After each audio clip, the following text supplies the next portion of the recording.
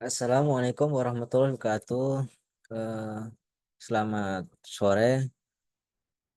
Perkenalkan nama saya Haryanto dari Universitas Paramadina, program S2, jurusan Komunikasi Politik. Untuk kali ini saya akan mencoba menyampaikan terkait makalah analisis kasus keracunan obat sirup yang terdeteksi terpapar tiga zat kimia berbahaya, yakni etilen glikol, dietilen glikol, dan etilen glikol butyl ether. Eh, di sini akan saya coba mulai dari analisis kasus tersebut. Untuk pendahuluan atau latar belakang masalah dalam kasus ini adalah beberapa tahun terakhir Indonesia mengalami beberapa kasus keracunan yang disebabkan oleh obat sirup yang mengandung zat kimia berbahaya seperti etilen glikol, dietilen glikol, dan etilen glikol butyl ether. Kasus ini menarik perhatian publik dan menimbulkan kepanikan di kalangan orang tua, terutama yang memiliki anak-anak yang mengkonsumsi obat-obat tersebut. Menurut data dari Kementerian Kesehatan Republik Indonesia, eh, lebih dari 100 keracunan obat sirup tersebut dilaporkan dalam kurun waktu 1 tahun terakhir, dengan sebagian besar kasus terlibat melibatkan anak-anak di bawah usia 5 tahun. Itu menurut data dari Kemenkes. Keracunan yang disebabkan oleh zat-zat kimia ini dapat menyebabkan berbagai gejala serius termasuk kerusakan ginjal, gangguan sistem saraf pusat, dan bahkan kematian. Kasus keracunan obat sirup ini bukan hanya menjadi masalah kesehatan, tetapi juga menimbulkan pertanyaan besar mengenai regulasi dan pengawasan terhadap produksi dan distribusi obat di Indonesia. Sudut pandang publik menyalahkan BPOM karena memiliki tugas untuk pengawasan obat serta makanan justru lalai dengan kasus ini. Kasus ini termasuk krisis karena suatu krisis yang terjadi merupakan peristiwa besar, memiliki dampak yang berpotensi buruk bagi suatu perusahaan farmasi di Indonesia. Tidak hanya itu saja, dampak dari kasus tersebut juga mempengaruhi organisasi, publik, produk, layanan, serta nama baik. Fans Bank 2011. Kasus ini disebut krisis karena dapat merusak reputasi BPOM di Indonesia karena BPOM berperan penting dalam pengawasan obat namun dianggap lalai oleh publik. Dalam membangun reputasi, maka dibutuhkan suatu media agar mendapatkan suatu pelaporan media mengenai suatu krisis. Dengan adanya informasi tersebut secara tidak langsung dapat digunakan sebagai perbaikan reputasi. Ini diambil dari teori Craig Carroll dan Timothy Combs 2013. Dalam konteks ini, penting untuk memahami bagaimana komunikasi publik dan manajemen, dalam arti manajemen krisis dapat berperan dalam menangani isu-isu kesehatan masyarakat yang serius. Combs dalam bukunya Political Public Relation dan Crisis Communication, Public Relation Perspective, menekankan pentingnya strategi komunikasi yang efektif dalam mengelola krisis dan membangun kepercayaan publik. Dalam makalah ini akan membahas mengenai kasus keracunan obat sirup yang terdeteksi terpapar tiga zat kimia tadi yaitu etilen glikol, dietilen glikol, dan zat etilen glikol butyl ether. Teori yang relevan serta analisis dan pembahasan yang fokus pada bagaimana komunikasi publik dapat membantu mengatasi krisis tersebut. Kemudian landasan teori ini, eh, saya mencoba menggunakan teori W. Timothy Combs, yaitu menjelaskan tentang hubungan antara public relation, politik, dan komunikasi krisis. Combs yang dikenal sebagai salah satu pemikir terkemuka dalam bidang PR menjelaskan bagaimana PR dapat berperan penting dalam konteks politik, terutama saat terjadi krisis. Combs menguraikan bagaimana strategi pemulihan citra yang dikembangkan oleh Benoit tahun 1995 dapat diterapkan dalam konteks krisis baik di dunia korporasi maupun dunia politik. Teori komunikasi krisis yang dikemukakan oleh Timothy Timothy Combs berfokus pada bagaimana organisasi dapat mengelola komunikasi selama situasi krisis untuk meminimalkan kerugian reputasi dan membangun kembali kepercayaan publik. Dalam konteks kasus keracunan obat sirup, strategi komunikasi yang tepat sangat diperlukan untuk menangani ketidakpercayaan masyarakat terhadap produk obat yang beredar di pasaran. Salah satu aspek penting dari teori ini adalah pentingnya transparansi. Dalam situasi krisis, dalam situasi krisis, organisasi harus berkomunikasi secara terbuka mengenai fakta-fakta yang ada dan langkah-langkah yang diambil untuk mengatasi masalah tersebut. Hal ini sejalan dengan prinsip komunikasi krisis yang menyatakan bahwa informasi yang akurat dan tepat waktu dapat membantu meredakan kepanikan dan meningkatkan kepercayaan publik. Selain itu, Koms juga menekankan pentingnya membangun hubungan yang baik dengan media dan pemangku kepentingan lainnya selama situasi krisis. Media memiliki peran penting dalam menyampaikan informasi kepada publik, sehingga penting bagi organisasi untuk menjalin komunikasi yang baik dengan media untuk memastikan penyampaian informasi yang akurat. Kemudian terkait analisis dalam kasus makalah ini, kasus keracunan obat sirup yang melibatkan zat kimia berbahaya seperti EG dan EGBE telah menimbulkan kekhawatiran yang signifikan di kalangan masyarakat. Data dari Badan Pengawas Obat dan Makanan menunjukkan bahwa beberapa produk obat sirup yang terkontaminasi telah beredar di pasaran dan ini menimbulkan pertanyaan mengenai kualitas dan keamanan obat yang diproduksi di Indonesia. Itu ini berdasarkan BP POM 2023.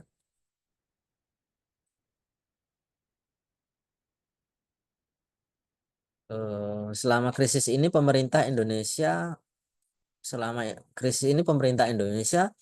telah mengambil beberapa langkah untuk menangani masalah ini, termasuk menarik produk yang terkontaminasi dengan peredaran dan terkontaminasi dari peredaran dan meningkatkan pengawasan terhadap produksi obat tersebut.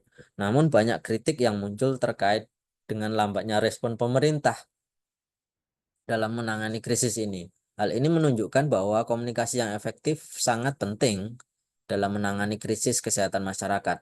Dalam konteks komunikasi krisis, penting bagi pemerintah untuk segera memberikan informasi yang jelas dan akurat mengenai langkah-langkah yang diambil untuk melindungi masyarakat.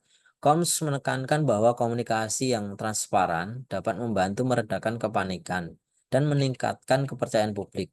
Dalam kasus ini, pemerintah perlu menjelaskan secara rinci mengenai proses penarikan produk serta langkah-langkah yang akan diambil untuk mencegah kejadian serupa di masa depan. Selain itu, peran media dalam menyampaikan informasi kepada publik tidak dapat diabaikan. Media memiliki tanggung jawab untuk menyampaikan informasi yang akurat dan membantu masyarakat memahami situasi yang sedang terjadi. Teori strategi restorasi citra Binoy 1995 menawarkan 5 strategi utama dalam merespon dan memperbaiki citra dalam situasi krisis atau skandal. Berikut analisa atas respon pemerintah Indonesia terkait kasus keracunan obat sirup yang terdeteksi mengandung zat kimia berbahaya. Eh, yang pertama, dari sudut pandang teori strategi restorasi citra Benoit ini, eh, saya mencoba untuk menganalisis yang pertama terkait denial atau penyangkalan. Pada tahap awal kasus ini, pemerintah bisa saja memilih menyangkal keterlibatan atau tanggung jawab langsung mereka terhadap terjadinya keracunan. Namun, dalam kasus ini tampaknya pemerintah tidak sepenuhnya menggunakan strategi penyangkalan, mengingat adanya bukti yang jelas dari paparan bahan kimia berbahaya dalam sirup obat yang diedarkan. Kemudian yang kedua, evading responsibility, menghindari tanggung jawab. Pemerintah bisa mengalihkan sebagian tanggung jawab dengan menyatakan bahwa ini adalah kesalahan produsen obat atau adanya kelalaian dalam pengawasan rantai distribusi. Namun alih-alih menghindar, pemerintah umumnya mengakui adanya kekurangan dalam pengawasan distribusi obat dan berkomitmen memperbaikinya. Seperti terlihat dari tindakan pengawasan lebih ketat pasca terjadinya krisis ini. Kemudian yang ketiga, reduction offensiveness, atau mengurangi ketidaksenangan publik. Upaya mengurangi dampak negatif citra dilakukan dengan menunjukkan langkah-langkah konkret seperti penarikan produk dari peredaran, investigasi menyeluruh terhadap produsen, serta menyediakan layanan pengobatan bagi korban. Selain itu, pemerintah berusaha meredakan ketidakpercayaan masyarakat dengan menyatakan komitmen untuk memperbaiki regulasi dan pengawasan. Gitu. Kemudian yang keempat, corrective action atau tindakan korektif. Pemerintah Indonesia mengambil tindakan korektif dengan melakukan beberapa langkah seperti penarikan semua obat sirup yang diduga tercemar dari peredaran, memperketat regulasi dan standar keamanan, serta melakukan investigasi terhadap produsen yang terlibat. Hal ini bertujuan untuk memperbaiki kesalahan yang telah terjadi dan mencegah terulangnya masalah serupa di masa depan. Kemudian yang kelima, modification atau mortification atau permohonan maaf atau penyesalan. Dalam krisis ini pemerintah menunjukkan rasa prihatin yang mendalam terhadap korban dan keluarga korban tentunya. Permintaan maaf dan janji untuk menindaklanjuti kasus ini seringkali disampaikan oleh pejabat pemerintah yang menunjukkan empati mereka terhadap masyarakat yang terdampak. Langkah ini membantu meredakan amarah publik maksud saya, dan meningkatkan kepercayaan terhadap langkah korektif pemerintah. Eh, untuk kesimpulan dari makalah yang saya buat, itu kasus keracunan obat sirup yang melibatkan zat kimia berbahaya seperti etilen glikol, dietilen glikol, dan etilen glikol butyl ether menunjukkan pentingnya pengawasan yang ketat terhadap produk obat di pasar.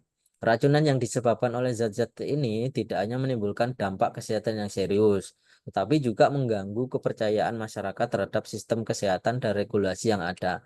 Dalam konteks ini penting bagi pemerintah dan perusahaan farmasi untuk mengimplementasikan langkah-langkah yang lebih baik dalam pengawasan dan pengendalian kualitas produk obat.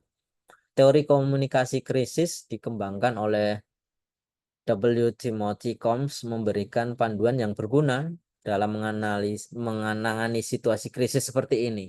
Dengan menerapkan strategi komunikasi yang transparan dan efektif, pemerintah dapat meredakan kepanikan masyarakat dan membangun kembali kepercayaan publik. Selain itu, kolaborasi dengan media dan pemangku kepentingan lainnya sangat penting untuk memastikan bahwa informasi yang disampaikan kepada publik ini adalah akurat dan tepat waktu. Secara keseluruhan, dalam kasus keracunan obat sirup ini, pemerintah Indonesia cenderung menggunakan strategi corrective action dan mortification untuk mengatasi krisis dan memperbaiki citra mereka di mata masyarakat atau di mata publik. Tindakan korektif menunjukkan komitmen pemerintah untuk memperbaiki keadaan dan menghindari kesalahan serupa di masa depan. Sementara permintaan maaf tulus ini akan membantu memulihkan kepercayaan publik atau kepercayaan masyarakat di Indonesia. Demikian presentasi atas makalah dari saya. Mudah-mudahan dapat memberikan gambaran terkait kasus tersebut dan menambah wawasan terkait teori dari KOMS. Demikian, selamat sore. Assalamualaikum warahmatullahi wabarakatuh.